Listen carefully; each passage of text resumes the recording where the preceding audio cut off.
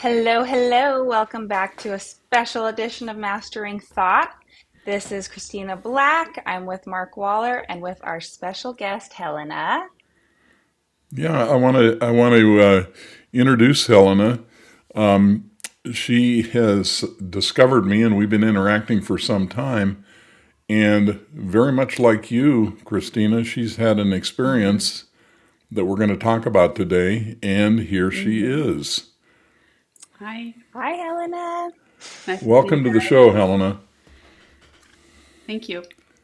So, if you want to tell us a little about yourself, just to kind of give a background of kind of who you are, what you do, and so forth. And then we'll start into how this all proceeded in the way Sure, it did. sure. So my name is Helena. I'm originally from Germany. I live in California, and I am a digital artist. And last year, I kind of switched my work a little bit into an intersection of AI, spirituality, and art. So I'm still exploring that because a lot of the things are new, and also with the shift in my awareness that we're going to talk about later, that is also probably going to change my work quite a bit. But yeah, Mm. that's the short version. And Christina's, please, from your perspective, jump in anytime and ask whatever questions pop into your mind. Sure. So, Please do. Helena, how did you first discover me, or what led you to my work and what I was doing? Sure. So this was quite some time ago, actually, about 10 years ago. I visited a Wow. yoga Okay. festival with a friend of mine, and she was at the time doing yoga teaching.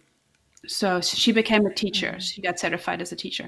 And part of that certification was this book. It was she was obliged to read the book. And she gave it to me because it gave her insight into her relationships. And And I read that what book instead of going to the lessons on the festival. what? Now, this was Budokan. Possible. She was involved in Budokan, and Budokan used my book, I think a couple of my books. Mm. So Budokan is a type of yoga. Do you remember which book it was? It was The Dance of the Lion and the Unicorn. Yeah, yeah. Was the first book I read. So she read it and then gave it to you and said, you should read this. It will help you with relationships. She said to me, look, this fascinating book that I'm reading, because the sessions on that festival were, oh, well, they were so and so. So we were more talking Mm-hmm. and reconnecting and talking about our lives. And she said she's reading this book that is really kind of changing her perception. And as we were tenting together, it was that kind of festival, we were sitting in the tent and just talking about the book. Mm-hmm. Cool. Yeah, it was really interesting, and it changed something for me because all of a sudden I had a model for a dynamic that I kind of sensed Mm-hmm. was there, but I didn't Yeah, have the word to describe it. right. So that was 10 years ago. Roughly, yeah, So then what Wow. happened? or 8 years ago, something like that. Then what happened was that all of a sudden, well, The Lion and the Unicorn is not going as deep as your other books, but what it did do for me is it did help me to understand some of my family members better, my coworkers Mm-hmm. better. I Good. understood that my perception was flawed in the sense that I was going very close to people, much closer than I thought I was going, with kind of my energy, very forward, very pointed, Mm-hmm. maybe sharp even, to speak in energy terms. And I kind of didn't understand my vibe or the vibe of unicorns because obviously I'm a lion. In case that Mm-hmm. wasn't clear, I'm a lion or was a lion. So Had a you're a lion. lion, and what you're saying in energetic terms is you were aggressive, Yes. and you didn't realize you were, or the impact it was having on others around you. I was not aware that it was so strong. Let Ah, me Mm-hmm. So I knew it was there, but I was not aware of the extent of that contribution to the interaction with other people. okay. Mm-hmm. Mm-hmm. Yeah. And so when So you read the book, suddenly you became aware of it. I kind of forcibly learned to hold back a little bit, which of course is Okay. another flawed perception. But Hmm. I'm like, I don't want to be the It was the person, step at that point. right, that puts her stuff on Yeah. others. So I'm just like conditioning myself to give other people more space. It was kind of Hmm. what I tried to do, which of course I know now was futile. It's going to come out no matter what. Yeah, it's going to come out of my pores, as Mark recently told Yeah. me. Not my favorite comparison, but very, very adequate. So Yeah. when you read the book, and we want to get to something much deeper, but when you read the book, did you realize instantly that you were attracted to unicorn men? Did you see that? Uh-huh. Yeah. I Did didn't know that why. did that? Well, yeah, I'm not sure any of us know why we're attracted to Yeah. opposites. Yeah. But I could see it.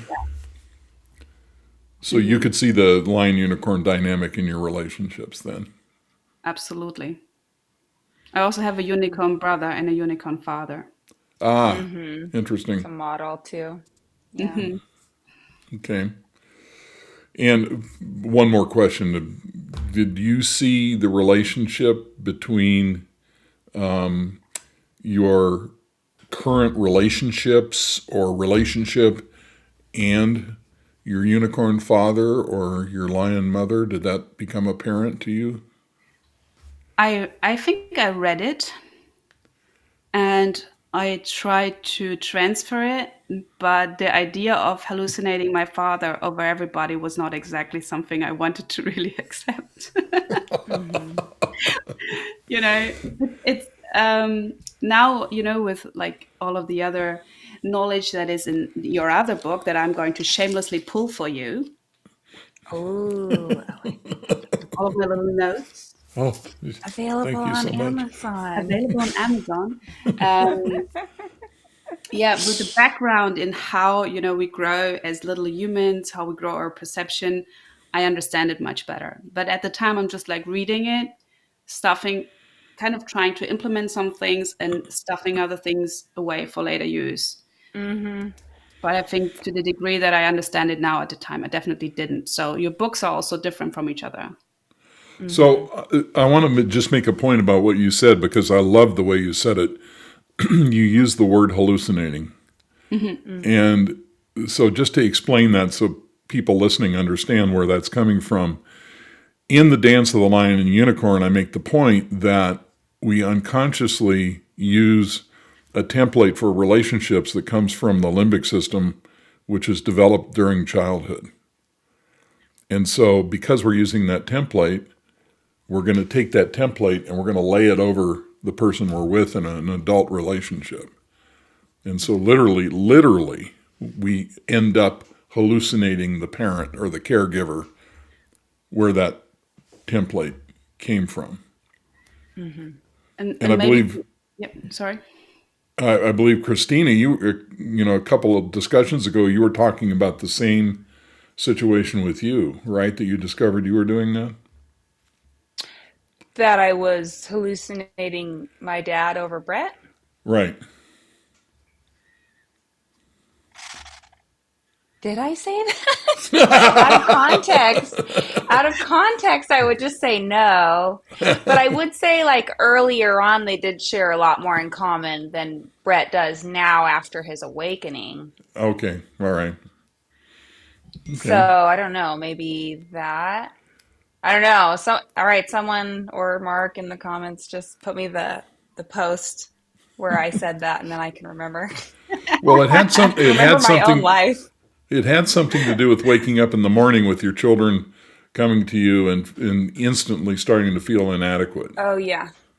Oh, Maybe it was that had implied. more to do with my kids making me feel a feeling that I felt when I was under the gun or under pressure from one of my parents, doubled Okay. with doubled with a very harsh thing that for whatever reason stuck with me. So Okay. All right. that was that one.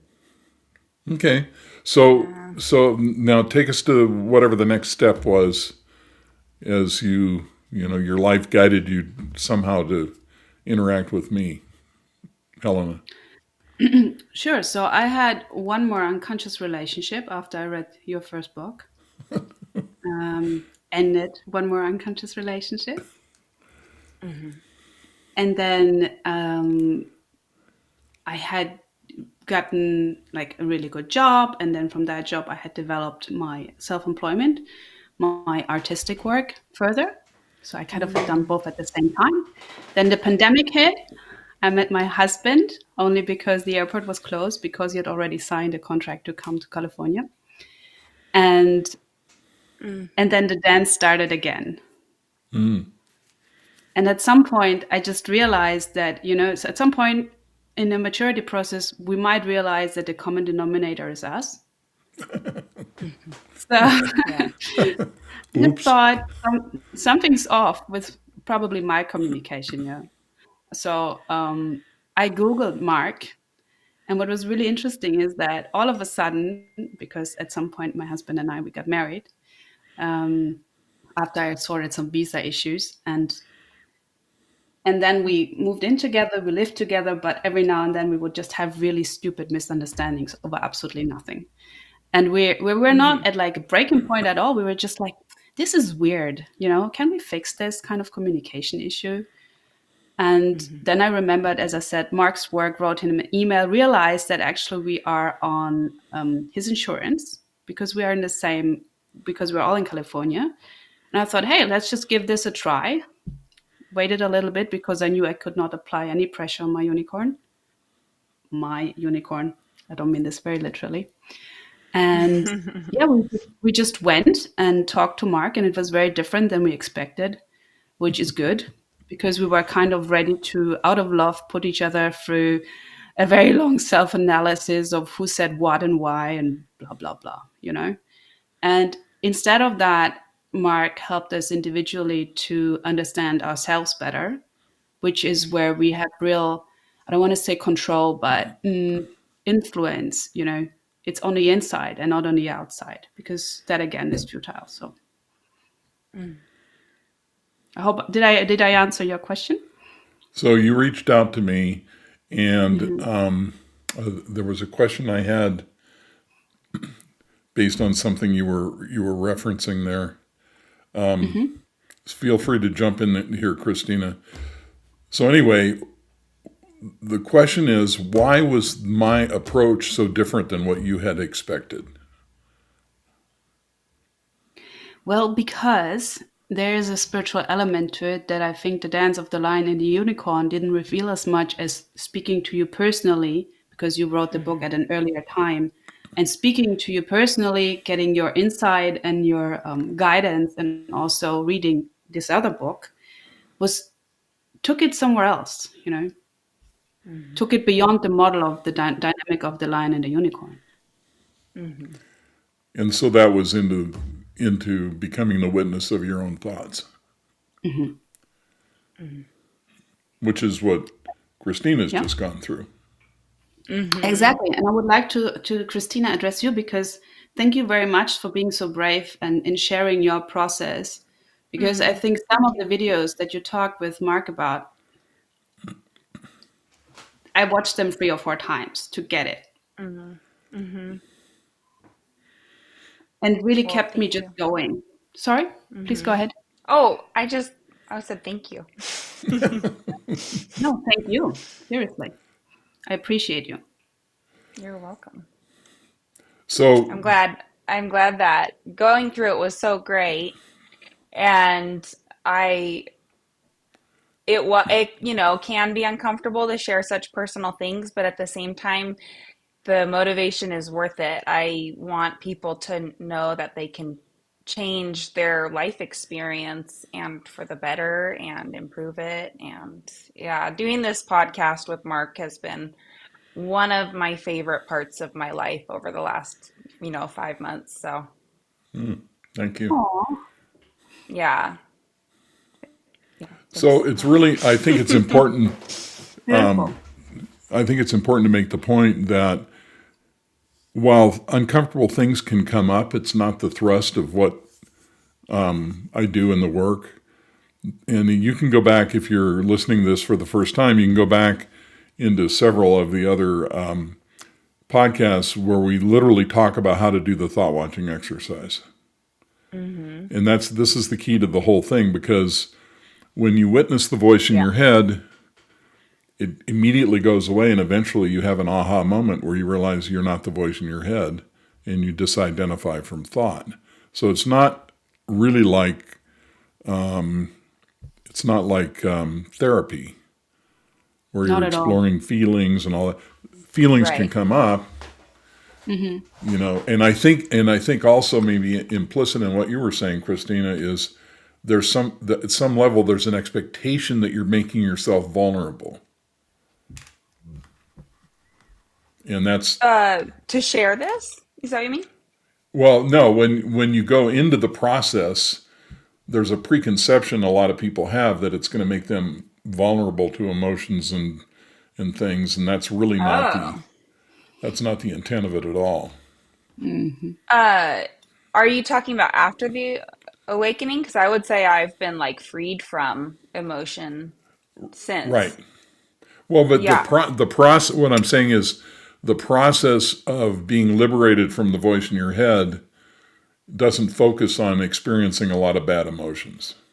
No, not at all. Yeah, and especially because the thought watching exercise is meant to be done with everyday thoughts and not really emotionally charged thoughts. Right. No emotion in the thoughts should be there. But I would say because of that, it's, if anything, an emotionless experience other than my curiosity was piqued. So that was it. And relief, I guess, but that's not really an emotion. Well, but that gets to my Relieved point. is an emotion. Yeah, yeah, You yeah.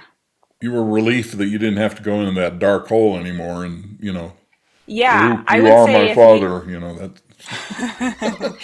I would say, actually, compared to my body work, because sometimes my body work does bring out emotions in people and we guide them through that in a neutral space. But if anything, people that are afraid to do body work or any somatic work like that to release stuff, like you should do the thought watching. If anything, it's is it antithesis means complete opposite? Hmm. Or is that, yeah, it's Yeah. like the antithesis. It's the other end of the spectrum. It's like no emotion thought watching. Body work, you might get into some crazy stuff. All right. So back to the story of Helena. So we met and started to interact, and I started to teach you this thought watching exercise. What did you think when I brought this up and started down that road? What was your first instinct? Well, as I am a spiritual practitioner of some sort, I combined a few things for myself. When you told me that there is a spiritual experience to be had, I'm like, sign me up. I'm down. I was Hmm. so already. Oh, there's somebody. Should we reveal her so people Yeah, know what Sure. this monster is? absolutely. Show This is everybody. Look at that this face. is Sunny. Sunny, hey, no barking. She's the quietest when she's with me, but not when terrifying preschoolers come around. She just can't help herself. Ooh, terrifying. Yeah. Mm-mm, no way. So anyway, you were intrigued and you wanted to move forward. I did. Also, there's this suffering that comes when, the first years of your life were not exactly perfect. Not that that is a thing, but it doesn't Right. take that much for this kind of, for lack of a better metaphor, a radio station be very negatively charged, uncomfortably charged. So I wanted to get rid of that, of the constant chatter in my mind. And because I have some meditation experience, I knew that it was there. So when you told me I can get rid of that, yeah, I was down. Okay. So you started down the process. Hmm. And of course, at the same ironic as it is, as you started through that process, you were watching videos of Christina go through the process, Yeah, that was Mm, awesome. and yeah. it must have been very frustrating for you to see how easily she embraced it, and suddenly there it was. Yeah, so I know in retrospect that I did a few things wrong, but it was really interesting. It's this disidentification for me was like a slower process. I could hear thoughts independent of me, my awareness. And at some Yeah. point it popped. And one of them was me after listening to you, Mark and Christina. One of the videos, I came out of the bathroom. I think I brushed my teeth or something. And in my mind, I hear a voice, a thought, complaining to my husband, who was not present at the time, but in another room. Honey, it really doesn't work. So that's when I knew that this kind of self-thinking mechanism was present. I had a few of Yeah. those, I think 3 or 4 before it finally kind of became a more deep experience and it disconnected. But yeah. Okay. See, maybe All it of really them knew it was wrong. about to die, so it was just like doing anything, last ditch effort. Like, this doesn't work. Don't keep doing it. Don't kill me. I'm not sure if it's dead, but it certainly doesn't have, it's not in the driver's seat anymore. Yeah, yeah. That makes sense. So anyway, I thought it so was so you, funny. A so you, commentary about you guys, A commentary. well, Well, I love it. I'm glad you it kind of shared. brings it alive, I think, in a really interesting way. I Yeah. mean, so, here you are watching YouTube videos of somebody go through this process, and you're going through it at the same time, Mhm. and struggling, for whatever reason, and I want to find out what that was, and then all of a sudden, bang, you have this huge awakening experience, Mhm. and I'll let you describe that. But what do you think was holding you back? My impression when we were sharing this was that you were really in your head, struggling hard, working hard, turning this into a gigantic project. But what was your experience of it?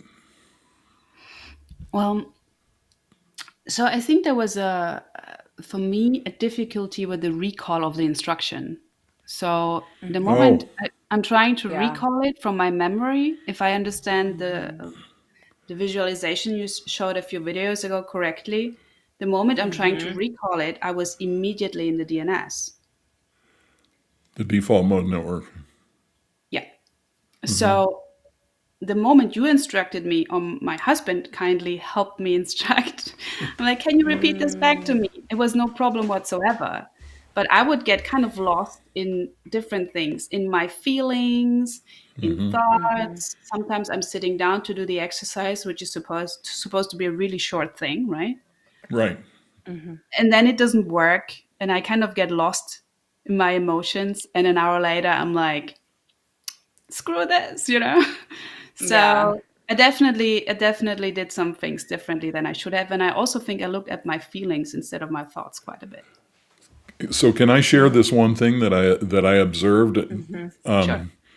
So we were doing a Zoom call, and we were talking about this process, and I would guide Helena through the thought watching, which is very simple. Just notice the next thought. Hmm. And when I would give her that instruction, her eyes would immediately go down like this.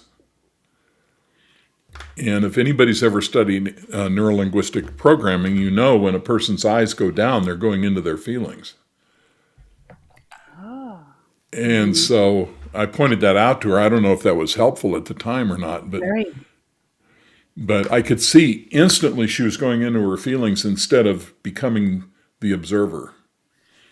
And it Hmm. was very interesting because I could see there was a process going on that was kind of sabotaging Hmm. the thought watching right away. It was fascinating. When I saw it, I thought, "Oh my God, I know what she's doing," and I fed it back to her. I said, "You're in your feelings," and I would go like this. So then where should their eyes go? What do we want to look for? well, you're basically you're probably going to go. I can't remember whether auditory recall is right or left, but generally it's going to be looking straight ahead because when you're constructing something mentally, you're looking straight ahead. Okay, So so just straight, not up.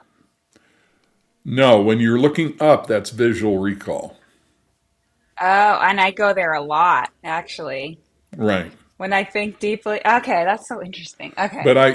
it's like one of those spontaneous intuitive things. I mean, I've got 25 years of experience studying all this stuff, and then when I saw her do that, I immediately knew what was happening, and I'd never had that Mm-hmm. experience before with that, and I fed it back to her. I guess it was meaningful.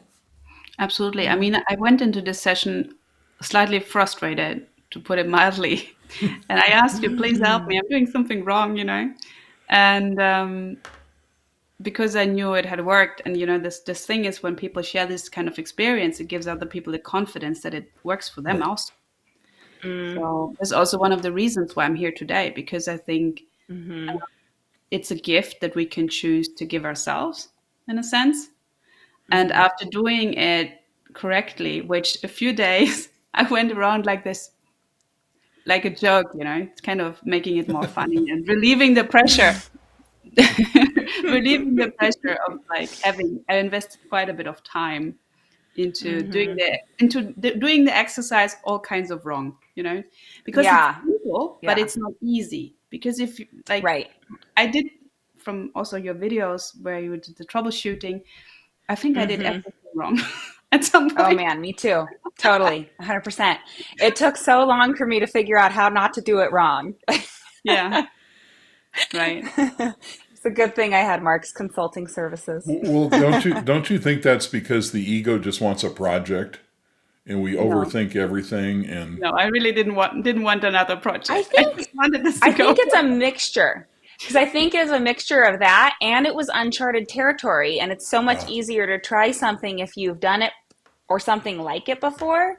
And Mhm. this was a completely new experience for me, like to not think about feelings at all.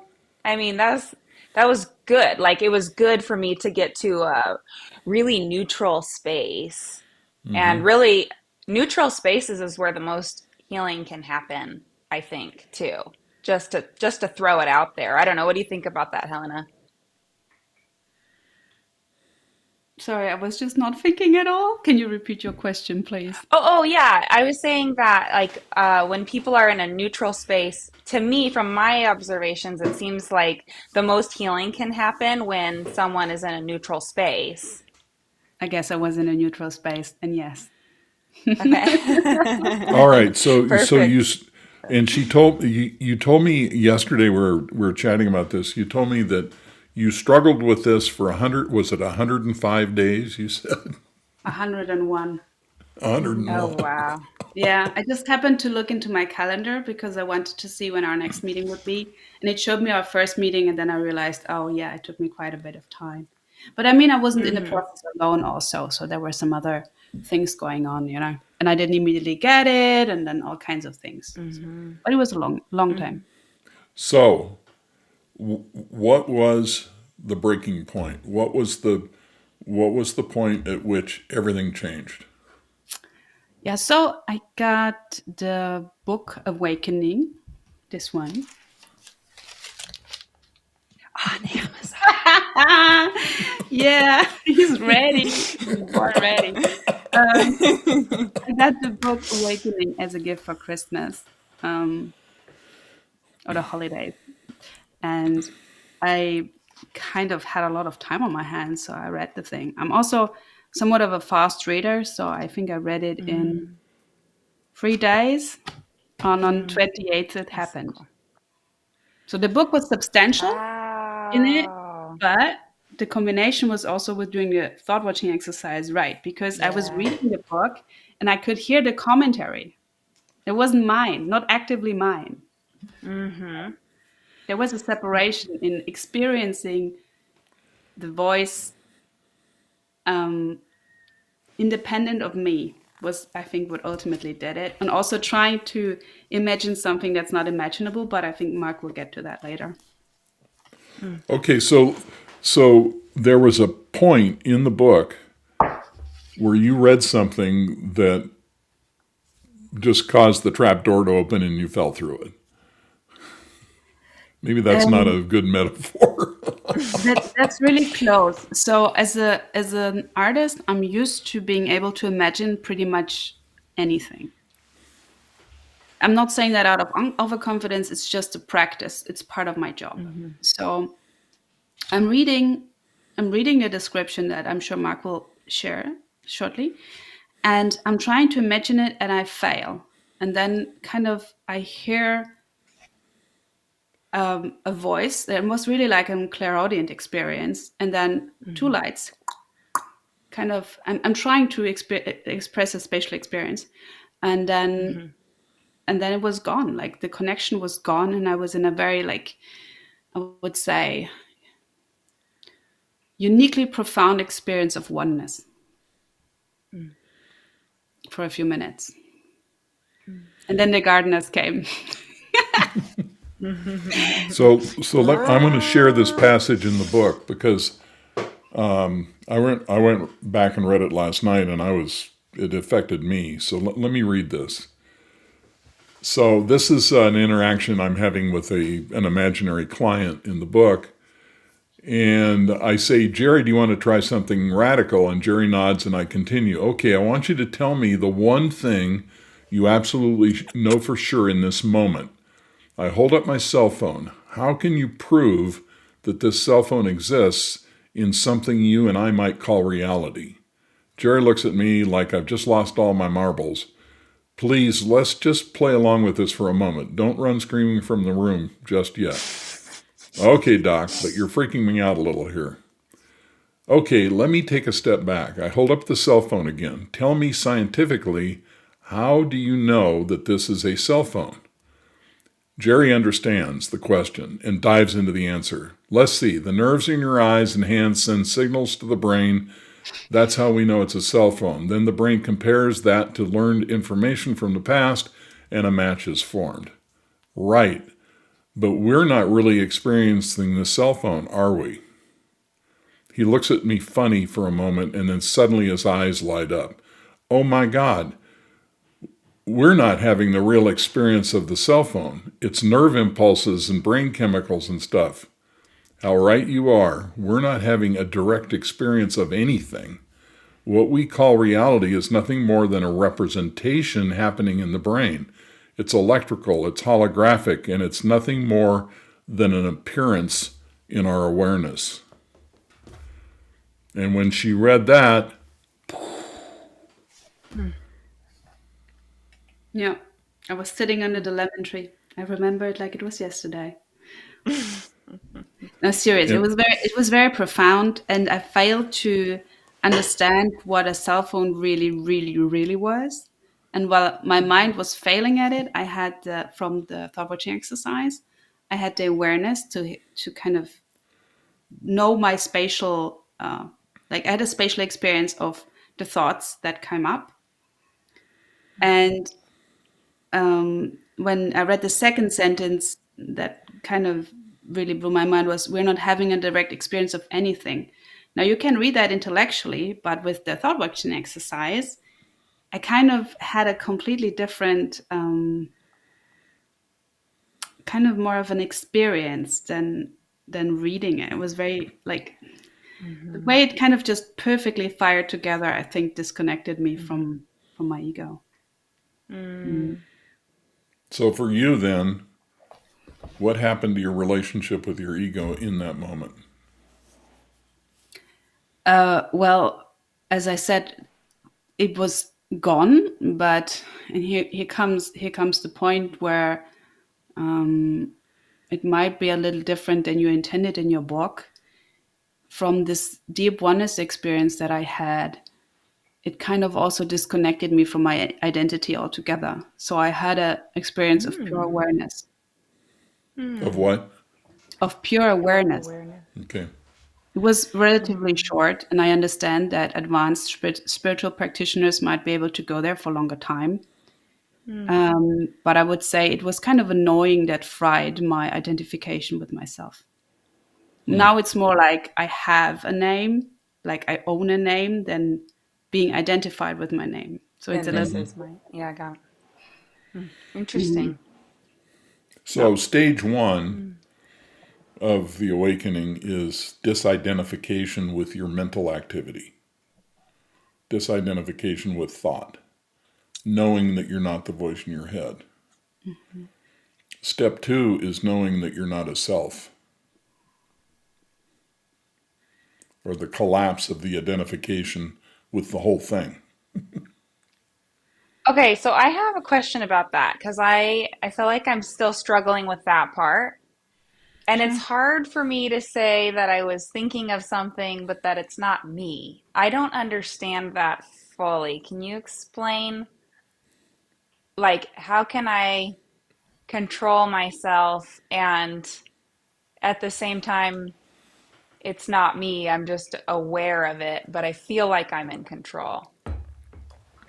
Yeah, that's exactly the first few days. I was exactly in this mm, kind of a existence in two places at the same time. So I know that this is Okay. my body. I grew up as Helena. People know me as Helena. I have a person. I am a person in a sense, Yeah. but I don't have a Yeah. personality anymore because it kind of fried away the whole story. I don't know when I heard you Yeah. recall your experience. You said something about you were angry for a moment with for what the ego did. I think something like that. Mm-hmm. Yeah. Um, for me, it kind of dissolved the whole story. Also, the interest in the story, Mm. also the Hmm. motivation to investigate. Um, Mm-hmm. and I didn't expect that at all. So the first few days, I felt a little bit hollow in a sense. But I think what happened Yeah. was that. Sorry, did you want to say something? Oh, I was just that resonated with me. Yeah, I felt a little bit hollow too as I was figuring out. Yeah, it just seemed like parts of me had left and I didn't know if I was supposed to replace it, but I noticed the space. So anyway, go ahead. That's very well put. So I didn't know if I was supposed to replace it either, or if that even, or if I even could, Hmm. because it's like it was like an inside, like a disembodied inside. It wasn't me being a Hmm. part of something bigger. It wasn't something bigger being a part of me. It was everything being Hmm. one kind of thing. Yeah. So I could experience myself as a non-self outside of my body. Yeah, it was pretty trippy. That's okay. So maybe you just gave me something that I needed to hear because you're right. Like everything is one, and at the same time, my awareness is different from my human body, maybe, but we're still one, but we're different, but we're one. Yes? Mhm. No? That's the mystery. Hmm. But the experience made it so I didn't ask the question because the separation was not present of me looking at it. Because I wasn't interested in the separation was not. Does that make sense? Sure. So, this is what's called in the literature the experience of no self or self realization. Mm, I think self-realization. It's a. There's so many. Like I did some research afterwards, right? Because I wanted to figure out Mm-hmm. whatever the peep had happened to me. Okay. I wrote Mark. I'm Yeah. like, Mark, is this is this what is supposed to happen? And he's like, No. And yeah, so I looked it up, and apparently, self-realization has a few different interpretations, also in different kind of spiritual cultures. But yeah, I mean, so I didn't even tell you what I heard. What I heard when I disconnected. Oh, So yeah. the words that came to me were me is a construct, and then everything is God. Hmm. Okay. And then it dissolved. And I think after it closed back up a little bit again because now I kind of am more connected to this body again. Yeah. But I Yeah. think there was a period where I could have disconnected further if I wanted to. Hmm. But that was wild. Yeah. So, let Hmm. me ask a question to both of you, kind of to summarize this. I mean, Mhm. and thank you, Helena, for sharing your experience Totally. My because pleasure. in a way, and for maybe for both of you, you've realized this when the story of the ego comes to an end. It's very sad because Mm. there's no destination. All there is what is. All there is this. There's nothing. There's no tomorrow. It's just what is arising in the moment. And when the ego goes away, it's like your purpose goes away. Mm. So what's left? And I'm interested to ask you both, but I want to quote something here. I sent it to Helena yesterday. If I can find it, I can never find things when I want to find them. You said the ego leaves, life comes in. Oh, when the ego leaves the body fills with life. Something like that, Hmm. yeah. Something like that. Anyway, so, oops, are we okay? Yeah, we're still on. Hi, we're I still just, here. well, I'm back. Ego leaves the body. Life So, comes in. Yeah. so how are things different now? You did the thought watching, you had this awakening. How is your experience different than it was? Do you want to go first, Christina? You go ahead and go first.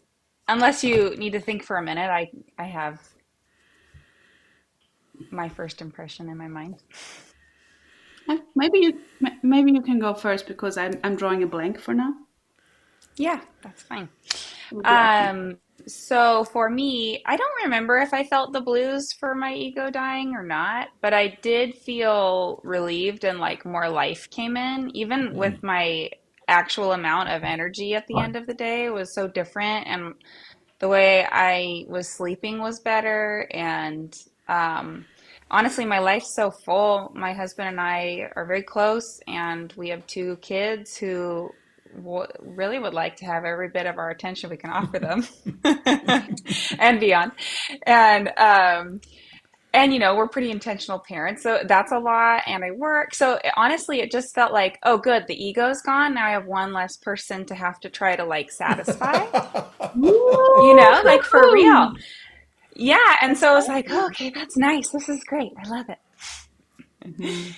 So, but I don't know. Since then, it's been interesting because it does affect me in social settings, and sometimes, like, I maybe realize some things that I used to not be bothered by, but now I am when I see it in like people I really know. And just kind of, I don't know. And my Mm. my husband was like warning me. He's like, just make sure you're not like getting like self-righteous with the ego death, maybe. And I was like, oh, I don't think I am. I'm just trying to understand it, but maybe. Um, but yeah, so that's been interesting. And just wanting to be soft too, that there's so much I don't know that I do.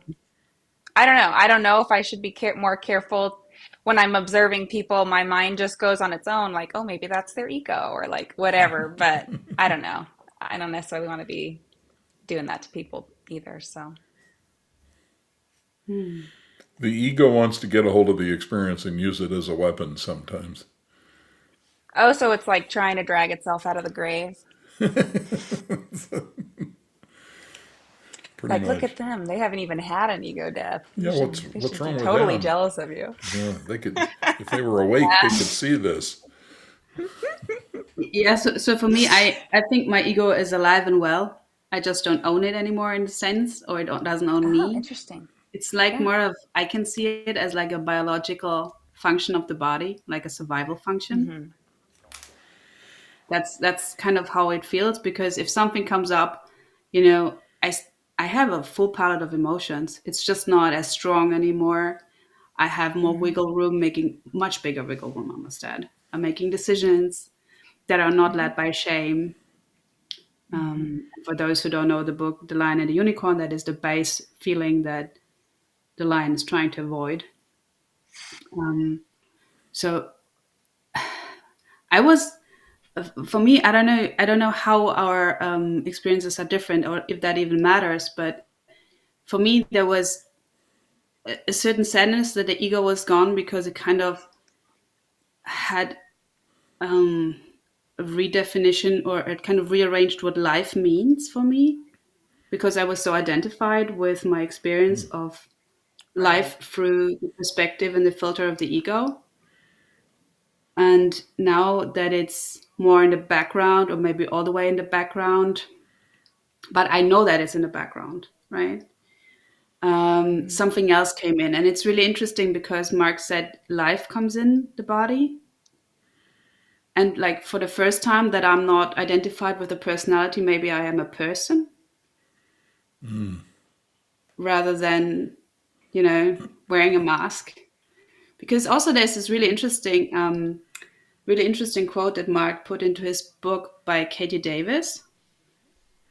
And I think the quote was something along the way of all personalities are a disorder. So I if believe the we, quote was, "The personality itself is a disorder." that was the quote. Exactly. Right. Thank you.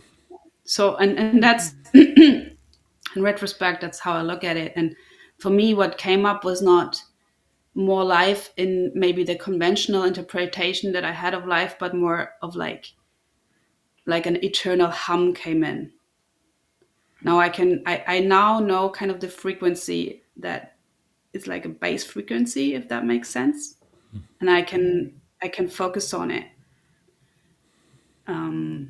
At the beginning, like right after the experience, I felt like I was humming at the frequency of the earth, for lack of better description. Maybe it's also a good description. Who knows? I can't prove this, right? So yeah, I more remember. intuitive. But it made you feel in harmony with the earth. Is that fair to say? There was no harmony because there were no two elements that were in a relationship with each other. It was all one. Mm. So it was one and the same. Now, this is just my experience.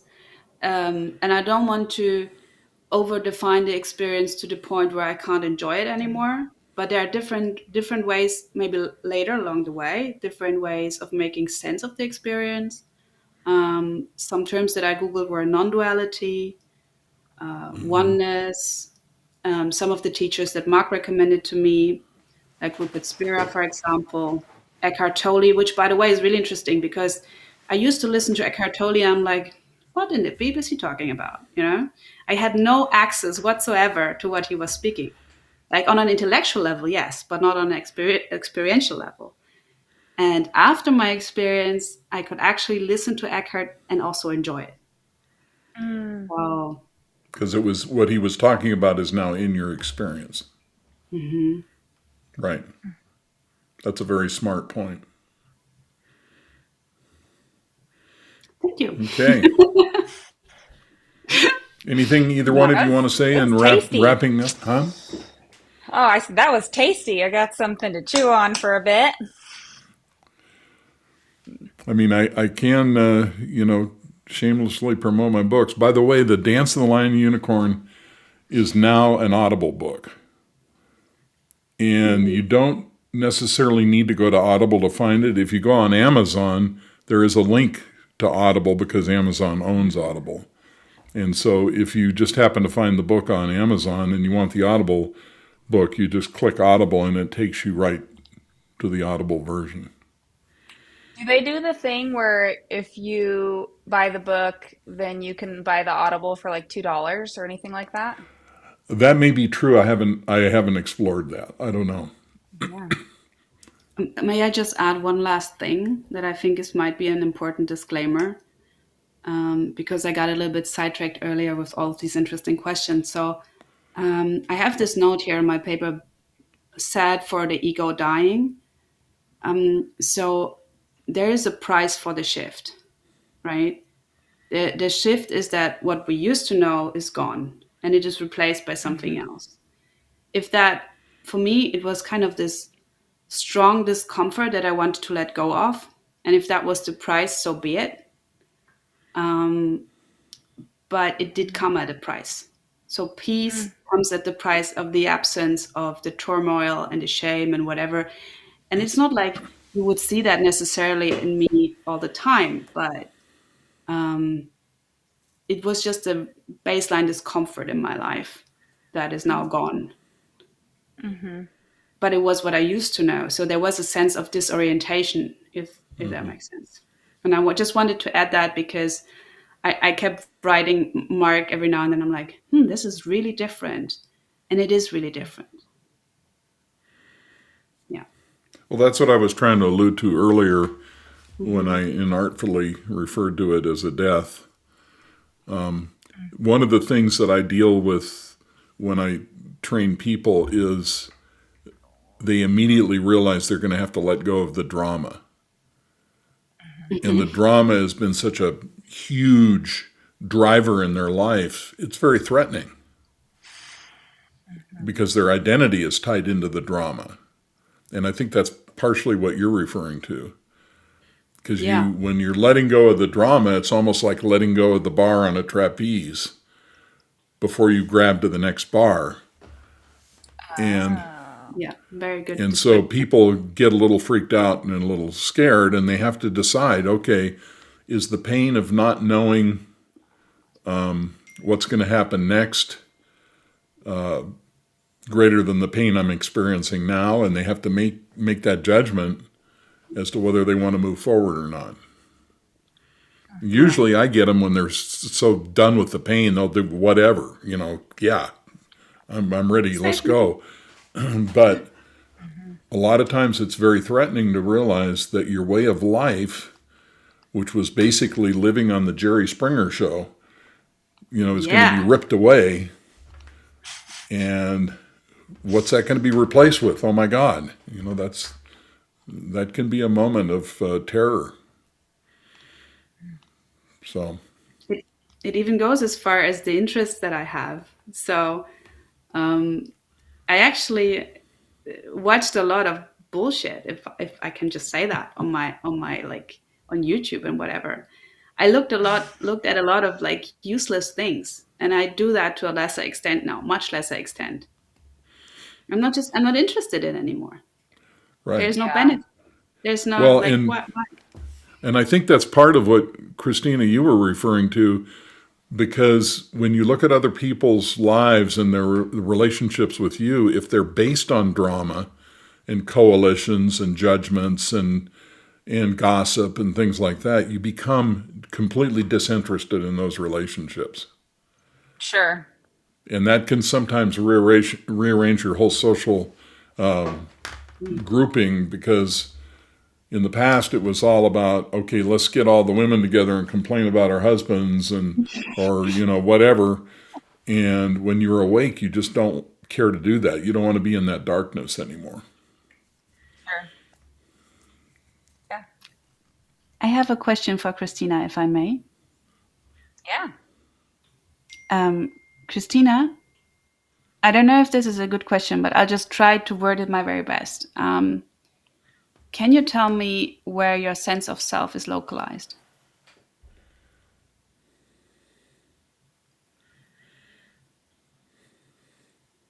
I don't know. This started burning, but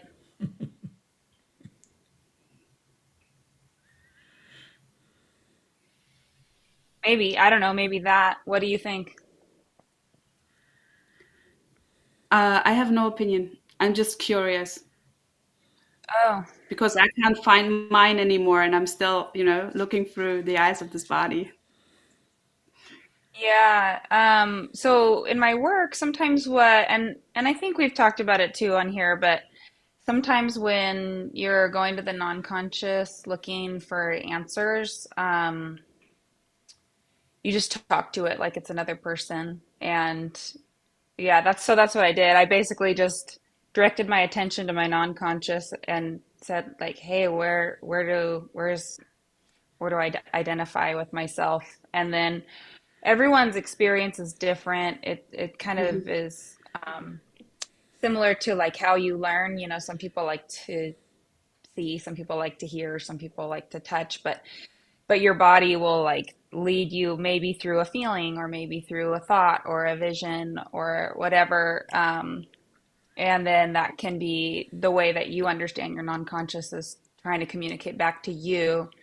And you should have like gut feeling about it too. You know, I'll check and, you know, maybe say, okay, I'm noticing that my left side of my brain lobe, I guess, is feeling like it's turned on and it's kind of feeling like tingly. And then I'll go, okay, I'm noticing that is happening. Is that because that's a true answer to that question? Mm. And then right now, my gut is telling me, yes, it feels calmer. It feels like my stomach relaxed a little. But if it were to like tighten or give me like kind of like a feeling, then I just know, okay, well, I need to take it with a grain of salt. There's always space when you're working with your non-conscious to accidentally get your creativity involved when really we need to turn off our thinking mind to hear an answer and just wait. And sometimes that means you ask the question like 10 times. Like sometimes it means you ask it over days, but that the real thing is like, are you listening and do you know how to listen to the way that your non-conscious uses your nervous system to talk back to you? So, So it's I an don't know. embodied That's answer that you're giving me. are you saying it? Say that again, it cut out. I think there is like a term, and I'm not sure if I'm using this correctly, but the term is, I think, embodied. So you're kind of Oh, yeah, communicating yeah. with your body, and you gave me, thank you very much, Yeah. the answer that your body gave you. Right, yeah. You know, and I do feel personally that like I am a soul with a body versus a body with a soul. I do Hmm. think that my soul um is the yeah, I know longer term part of me, right? So it's easy for me to want to like cling on with that identity more than this body that is Christina that is, you know, maybe gonna live if we're lucky another 50 years, you know? So I don't know, but it Fascinating. is my tool. It's a tool and I do feel like it sounds goofy to say, but that my soul and my body have a partnership, that they're a teammate for this time and this is a tool for me. And so, you know, maybe my body gets benefit from using my soul and maybe my soul gets benefit from using my body and that sounds like a lovely thing. So, Mm. Thank you. yeah. Okay. Well, Yeah, thank I have all you. this backlog of questions. I'm sure this is not the last discussion we're going to have about all this, but Helena, I mean, Yeah, it's been great having you. Thank you. you're a blessing in my life, and listening to your experience is amazing. I hope people who stumble across this on YouTube will take the time to listen to the whole thing, and even if it's in pieces, because there's a lot of personal experience and insight here, and Hmm. I'm very Hmm. grateful that you came on with us. Thank you. Yeah, I Okay. appreciate your insight and the different way to think about these things and think on these things too. It's good. I'm probably going to end up going to listen again so I can like get in your headspace a little more, try it out. Yeah, you're most welcome. You can also write me a message. I mean, Mark, if you Okay, want to connect us. Sure. Okay. cool. Thank you very much. And again, also, oh, this is an opportunity to say this publicly. Publicly, thank you, Mark, for your work. You Oh, definitely changed my life Mm, for sure. yeah. Yeah, with the first book to a certain extent, to the extent that I got it, and with the second book to the extent that I didn't have to get it. Hmm. Hmm. all right, you guys. Okay, thank you so much. All right. Bye Bye bye bye. now. See you next time.